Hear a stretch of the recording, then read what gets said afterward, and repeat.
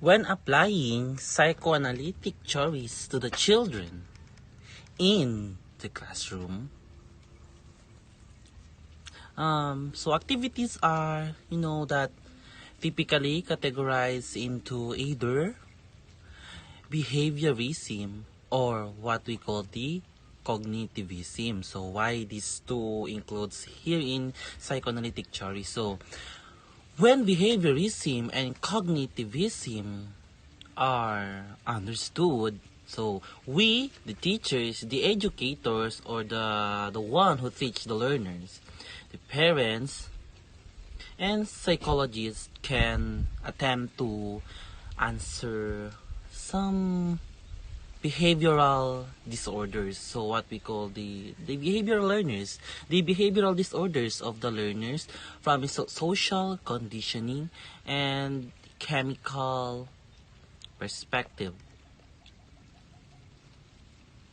So an example of a classic activity, or what we call the scenario, or the what we call the activity that we can use for psychoanalysis in the classroom is number one, the role playing. So why do I choose this role playing? So how can we apply this theory, this kind of theory in the lesson? So during a role playing, the teacher exercises control over the basic setups of the scenario. So here in this, what we call the scenario or the role play, so students then act within those boundaries to produce original decisions and actions. So in that scenario, so in each scenario,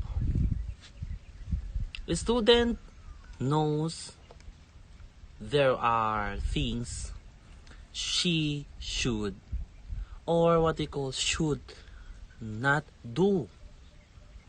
So for example, if the scenario involves seeing other children break a rule, so the actor in the role play must decide what to do, or what we call the decision makings. Here comes the decision making. So should he tell the teacher, attempt to punish or correct the child himself, or let the child get away with it? So classroom activities around psychoanalytic theory can be public or anonymous. So the teacher will pass the questions back out to the students, making sure each student get a questions he did not write. So students take the questions home and answer them overnight and resubmit them anonymously.